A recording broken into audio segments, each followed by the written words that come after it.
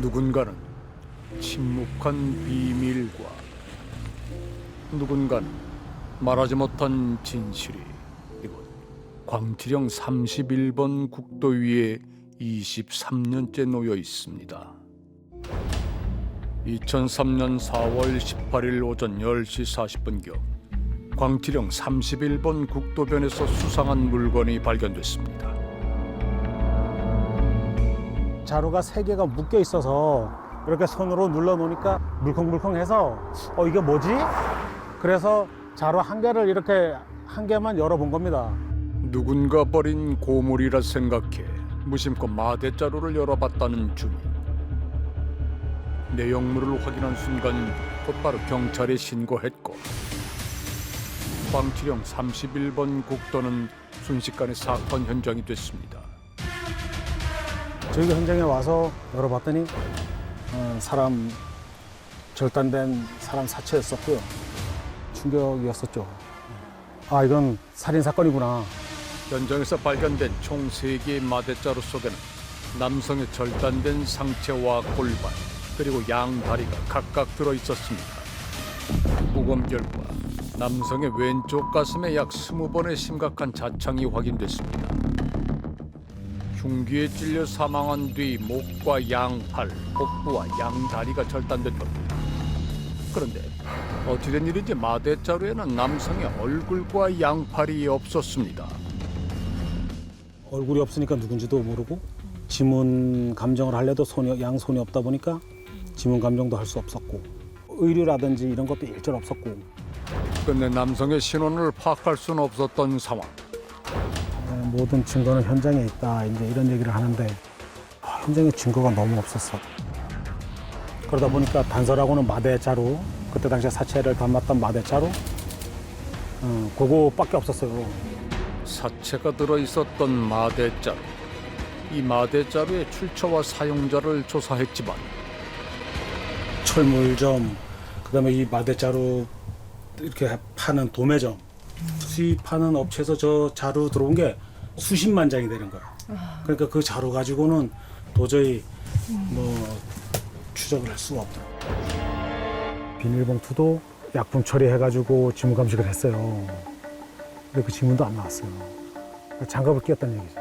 그러니까 아주 치밀하게 아주 그런 계획적인 범행이었던 것 같아요. 하지만 당시 수사를 담당했던 장 형사는 지금까지도 이해되지 않는 점이 있다고 합니다. 저 안에 저런 밑에다가 유기를 했으면 오히려 쉽게 발견이 안 됐을 것 같은데 굳이 저기다가 유기했다는 얘기는 숨길 곳이 매우 많은데도 불구하고 범인은 왜 하필 유기 장소로 도로변을 택한 걸까? 전시형 발견돼도 괜찮다? 오히려 발견되었으면 좋겠다. 피해자에 대한 어떤 응징의 욕구 혹은 제3자에게 봐라, 내 분노를 야기하는 행동을 한다면 이렇게 된다. 피해자의 신원도 자신의 얼굴도 찾을 수 없을 거란 범인의 자신감이었던 걸까? 마대자루에서 발견된 상체와 골반, 양다리를 합했을 때 추정된 신장은 약 160cm, 체중은 68kg. 여기에 보통 성인 남성의 머리 길이를 더하면 대략 신장은 180cm에서 185cm이고 몸무게는 80kg에서 90kg으로 짐작된다고 합니다. 전문가들은 그의 몸에 남은 자창 중에서도 왼쪽 가슴을 중심으로 발생한 총 7군데의 자창에 주목합니다. 피해자의 신체 조건에 비해서 너무 일방적인 공격을 당했고 방어흔이 전혀 없다라는 거. 보통 이제 한거 불능 상태이려고 그러면 사실은 알코올이나 약물의 영향 하에서 확인이 되는데요. 하지만 부검 결과 시신에서 알코올이나 약, 동물 성분은 검출되지 않았습니다. 이 사람이 술도 먹지 않고 수면제 성분도 없고 그렇다면 분명히 의식이 있는 상태에서는 뭔가 저항을 했을 텐데. 만약 범인이 2인 이상이라면 피해자를 재판 뒤 살해 및 절단, 유기하는 과정이 훨씬 용이하고 신속했을 것으로 예상됩니다. 신속한 범행의 증거는 피해자의 몸에도 남아 있었습니다.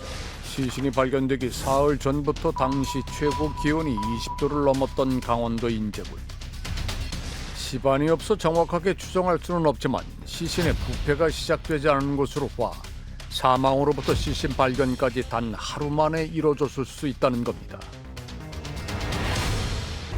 범죄학적으로 시신 훼손의 동기를 분류할 때 이번 사건은 전형적인 방어적 토막 살해로 분류가 됩니다. 피해자의 신원이 드러나지 않도록 방어적으로 얼굴과 양손 부위를 절단한 후 제거한 범인. 나머지 부위는 3등분했는데 절단 부위가 쉽게 이해되지 않는다고 합니다. 복부를 잘라내는 거, 그 부위를 절단하게 되면 안에 있는 그 여러 가지 기관들이라든가 이런 것들이 이제 바깥으로 흘러나올 수 있는 그럴 가능성이 있다. 결과적으로는 성기를 중심으로 해서 그 부위가 형성이 되는 거죠. 방어적 토막과 공격적 토막이 혼재되어 있다. 범인은 보통의 토막 살인과는 달리 골반 쪽을 중심으로 더 어렵게 절단했는데 성기 부분을 도드라지게 한 것이 공격적인 메시지일 수 있다는 겁니다. 해바라기성 그런 시술을 하고 그래서 감아가지고 돌기를 만들어가지고 이렇게 주먹 쓰고 그런 사람들이 많이 하는 건지가 안 합니다. 불법적으로 교도소에서 많이 하는 겁니다. 피해자는 교도소에서 시술을 받았거나 유흥업소나 폭력 조직에서 일했던 사람이었을까? 이 대답을 듣기 위해 어둡고도 화려한 길거리로 향했습니다. 운전하는 사람들 왜요? 어떤 일을 궁금한 이 해바라기는 땅에서 한 거예요. 깡패란 얘기예요. 그렇게 한 거는 당연히 출적해도잖아. 돈 죽여도서밖에 없고 정치. 왜 검달이에요. 검달이 아니면 이걸 할 수가 없어요. 그런데 우리가 광치릉 변사체 사건에 대해 언급하자 그의 표정이 변합니다. 그거를 밝히면서 어제 공소시효 끝났잖아. 잠시 머뭇거리더니 곧이어 놀라운 얘기를 들려줍니다. 제가 누군지는 죽인 사람 누군지는 모르겠지만 누구네 집단인 건 알고 있어요. 얘네들이 이렇게 죽임으로써 야 너는 이렇게 된다라고 겁을 준 거야. 그럼 작업친 거는 약을 입어야 돼. 80년대 범 서방파와 오비파와 함께 국내 3대 조직으로 손꼽혔던 양은이파. 조직 간의 갈등으로 인해 피해자가 보복성으로 살해당했다는 겁니다. 정말 이 일련의 잔혹한 사건들은 조직폭력배와 관련이 있는 걸까? 영화나 이런 데서 그렇게 표현이 된 거지. 당근가게 하면 그냥 가볼게요. 이런 거지 뭘 누구를. 생활 떠난 사람도 물어보고 생활하고 있는 사람들 물어봤어요. 나이 또래 칼 안 갖고 다녀요. 솔직히 말씀드려서. 양은이파가 2003년쯤 강원도에 진출한 사실도 없고 조직폭력배의 소행도 아닐 거라는 분석입니다. 조직폭력배의 소행이 아니라면 광치릉이 변사체를 유기한 범인은 대체 누구인 걸까? 범행 당시 사용한 절단 도구에 매우 익숙한 것으로 보이는 범인. 2003년 부검 당시 동력에 의해 작동되는 절단 도구로 추정된 바 있습니다. 절단면을 토대로 범인이 사용했던 절단 도구를 특정하면 범인에 대한 정보를 좀 더 얻을 수 있지 않을까. 우리는 칼은 물론 전동 절단기를 주로 다루는 도축업자의 의견을 구해보기로 했습니다. 육제기 저건데 육제기는 빼 있으면 안 쓸리고 골제기는 빼가 있어야지. 빼가 있어도 되고 그 살뜨근데 잘 쓸린다는 거지. 이거 절대 안 돼요. 안 돼요. 골짜기로 보세요? 골제기죠. 우리는 각 분야의 전문가들과 실험을 해보기로 했습니다. 사진의 단면과 비교해보는 실험을 진행할 겁니다. 한 번에 매끄럽게 잘릴 것으로 예상했지만은 전문가는 기계가 잘 작동하지 않자 이내 멈춰버립니다. 저는 냉동되면 쓸리는데 안으로는 상태로 안 써요. 전동 도구들로 돼지의 피부를 절단하는 데 어려움이 생기자 절단 방법을 변경해 보기로 했습니다. 매우 유사합니다. 일단은 피부랑 근육은 칼이 사용된 게 맞고, 그리고 뼈는 칼로는 안 될 것 같아요. 그렇다면 범인은 어느 정도 절단 도구에 대한 숙련도를 가지고 있었던 걸까? 거의 비슷한데요. 다소 의외의 결과였습니다. 초보자가 절단했을 때도 절단면에는 큰 차이가 없었습니다. 일반적으로 흔히 많이 발생하는 우발적 살인 이후에 시신 훼손 유기와는 성격이 다르다. 다만 의도적이라는 것이 반드시 전문성, 기술, 경험으로 인한 것일까? 범행의 잔혹함과 시신 유기의 대범함으로 조직폭력배나 청부살인업자가 광치령 변사체 사건의 범인으로 거론됐지만 어쩌면 범인은 평범한 가면을 쓰고 사악한 얼굴을 감추고 있는 건 아닐까.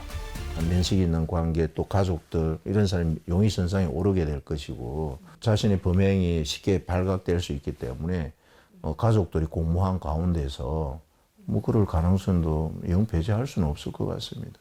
실제로 1990년대부터 최근까지 발생한 국내 시신 훼손 유기 사건 70건을 살펴봤을 때 가족과 연인 간에 벌어진 건 총 39건으로 절반 이상이었습니다. 훼손 유기라는 방식은 상당히 힘듭니다. 하고 싶어서 시신을 훼손하는 범죄자는 거의 없다는 거죠. 그러니까 시신이 여기 있으면 당연히 난 잡혀요. 그러니까 시신이 여기 있으면 안 돼요. 거기서부터 출발하는 거예요. 그때 이제 시신을 훼손할 수밖에 없는 상황이 야기가 되는 겁니다. 그래서 시신 훼손 유기 사건의 가장 많은 숫자는 부부 간, 가족 간, 혹은 연인 간. 어쩌면 피해자의 이름을 찾아주어야 할 가장 가까운 사이인 누군가가 범행이 드러나지 않길 바라고 있는 아이러니한 상황. 그래서 이게 실종자 DNA 데이터베이스라는 게 특히 이번 사건 같은 경우에 매우 중요하고 필요하다. 우리나라에서는 변사체 신원 확인을 매번 제보에 의존해야 하는 반면 미국의 경우 미리 확보된 실종자 데이터베이스를 기반으로 신원을 확인할 수 있다고 합니다. 우리나라의 경우 실종자가 아동, 지체장애인, 치매 환자인 가족을 제외하고는 DNA를 등록해 놓을 수가 없습니다. 때문에 실종자나 변사자가 발생했을 때 그 가족들이 나서서 매번 친자 확인, 유전자 검사를 해 일치해야만 신원을 확인할 수 있는 겁니다. 하지만 미국에서는 실종자 가족들이 자신의 DNA를 한 번만 등록해도 일치하는 실종자 혹은 변사자가 나올 경우 가족에게 즉시 통보해주고 있습니다. DNA 기술의 발전으로 현재는 변사체의 추정 연령 또한 아래 위 3살로 좁혀낼 수 있고 얼굴 복원까지 가능한 수준이라고 합니다. 광치령이 유기된 시신의 DNA도 다시 분석을 의뢰하면은 그의 얼굴을 찾을 수 있을지 모릅니다. 기존에 확보한 DNA로는 얼굴 복원이 불가능한 상황. DNA를 다시 채취해야 합니다. 하지만 22년 전의 시신을 아직 보존하고 있을까? 무연고자일 경우 화장 처리해서 납골함에 보관하는 경우가 대부분인 만큼 광치령 사건의 피해자 또한 DNA 채취가 불가능할지 모르는 상황. 그런데 여기 군유지라서 여기다 갖다가 매장을 해놓은 거죠. 이곳이 바로 광치령 변사체 사건의 피해자가 잠들어 있는 곳입니다. 지금 나중에 유족이라도 혹시 나타나서 가족 사체를 혹시 모시고 가고 싶다 그러면 나중에 발굴해서 모시고 가라고 일부러 저희가 매장을 해놓은 겁니다. 범인을 검거해서 그 원한을 풀어주겠다고 약속을 했는데 아직까지 못 잡아서 좀 이분한테 좀 미안할 따름입니다. 지금도. 피해자가 가족의 품으로 돌아가길 바라며 20년 전에 묻어놓은 유골이 다행히 그의 얼굴을 찾을 수 있는 기회가 됐습니다.